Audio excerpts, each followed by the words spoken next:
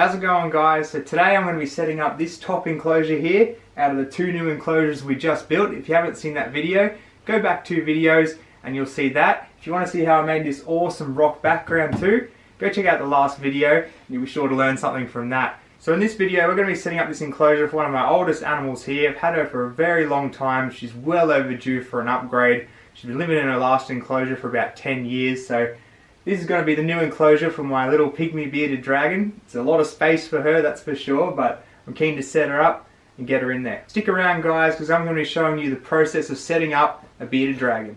So first things first, the enclosure itself. This one measures 1200 long, 600 deep by 600 tall. And for lighting and heating, we've got a incandescent bulb here. This is a 100 watt, or I usually use a 75 watt as the weather warms up. Then over here we have a Uvb bulb, very important for bearded dragons. In this one I've got an Arcadia 12% T5 bulb, and the distance it's going to be at from the basking spot, that's going to be great in here. If your basking spot's a bit further, I'd use the 14%. And you can see too, we have the rock background here. This is going to be great for enrichment. The animal can climb up that. Gives the whole enclosure a lot more surface area for the animal to use. And it also looks really cool and helps with that naturalistic appeal. So for heating these guys, I usually use the incandescent bulbs here. These are just a Philips floodlight from Bunnings. And the wattage you're going to use is going to depend on the size of the enclosure, where you live, how hot your ambient temperatures are, things like that. Like I said, in summer I normally use a 75 watt and I just have it blasting. But in this enclosure, because it's a bit more enclosed than the last one, I might need to lower that a bit as the weather warms up. But with that still, I've got a thermostat probe in the back here, connected to a thermostat that's going to regulate our temperatures, make sure things don't get too hot, and if it does get above a certain temperature, that heating will shut off and let the enclosure cool down. So very important, you don't want to cook your animal, you want to have that nice thermal gradient. The animal can retreat to the cool side and cool off if it needs to. It's all about providing options for the animals, let them choose what they need. As long as you provide it, they'll thrive. So now that those basic essentials are already in, let's start this setup. So to start any setup, really, you're going to have your substrate, and this here is a mix of a few different things. So it's just 2 different kinds of sand. We have the play sand from Bunnings, cheap, simple, effective. I've actually mixed in a bit of Yuki mulch, as well as some red sand.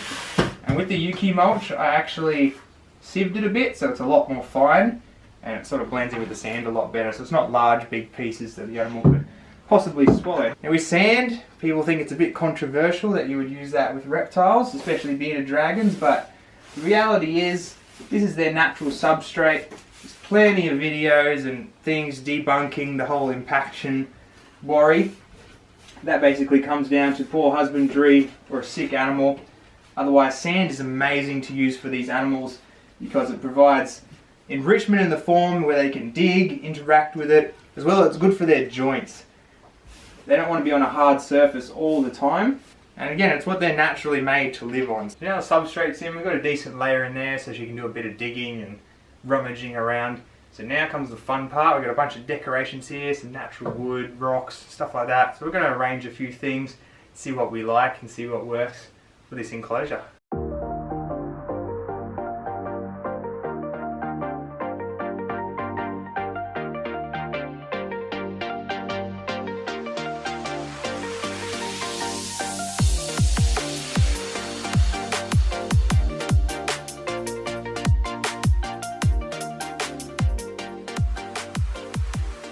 We've got a nice branch for her to climb up. We've got this sort of hollow log hide thing that can also be a basking platform. And now we're on to a bit of extra detail, some vegetation. Now what's interesting about all my setups now, I don't actually use any fake plants anymore.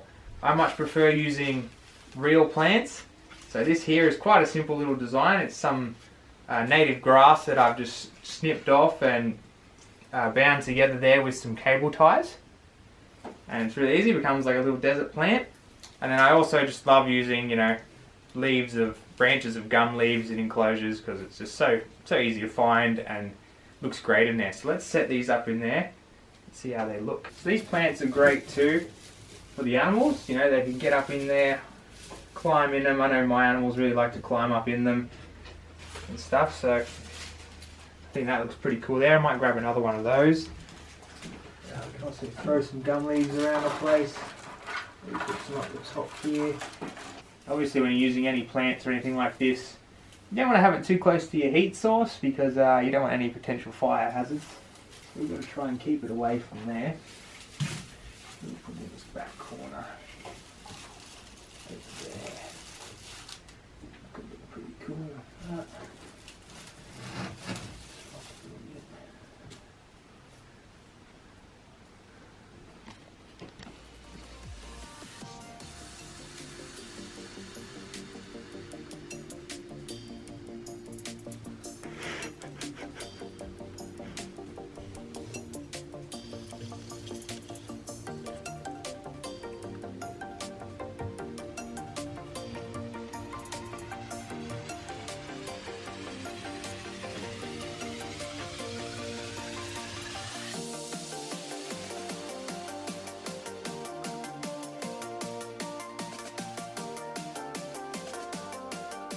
Alright, so you see we've got a lot of our plants in now.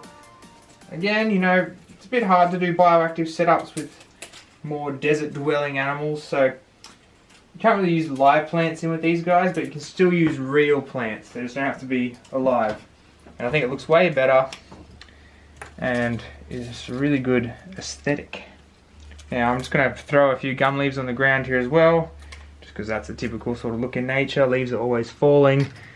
Things are always coming down and adding to the soil. So there we have it. Last but not least, we of course have a water bowl, which is important for any animal. Some nice, fresh, clean water. Another great thing about using these real plants is that if the animals do trash them or trample all over them, they get dirty or anything, you can literally just chuck them out. They're totally compostable, and then you can add new ones in, and that's some great enrichment for the animals. Constantly new, fresh things for them to check out. And can also change up the look of the enclosure with it too. So super practical, really useful, and totally free. So here we have the setup for now done, and it's quite basic, quite simple really, and you don't really need to complicate it. These guys live in quite a barren environment, and as long as they have everything they need and some things to interact with and work out those muscles and whatnot, then you're on a winner.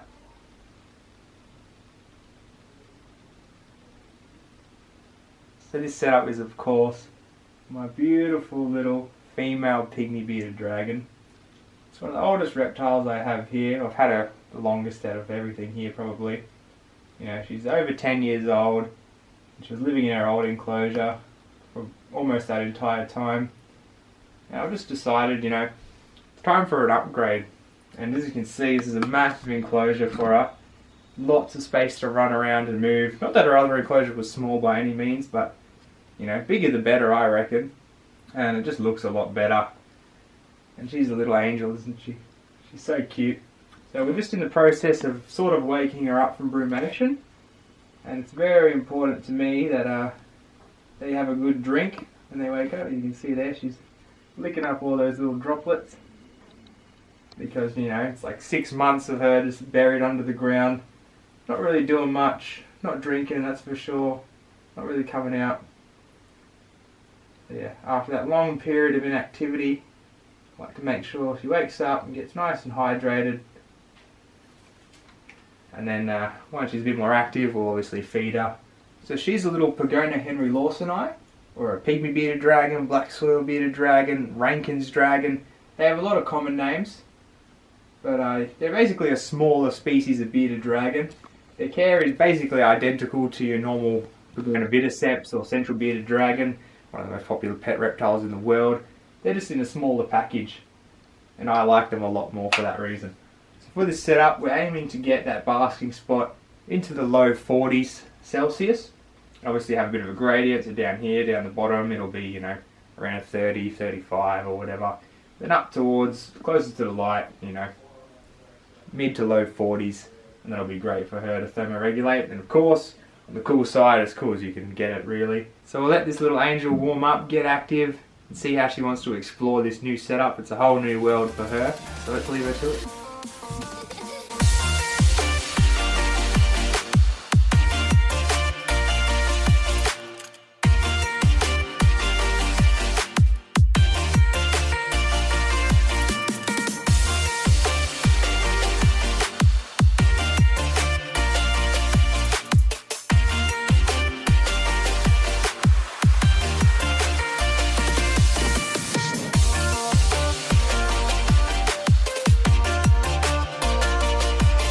Thanks so much for watching, guys. I hope you enjoyed this setup. If you'd like to see more things like this, make sure you subscribe. Give the video a like if you liked it, and I'll see you next time.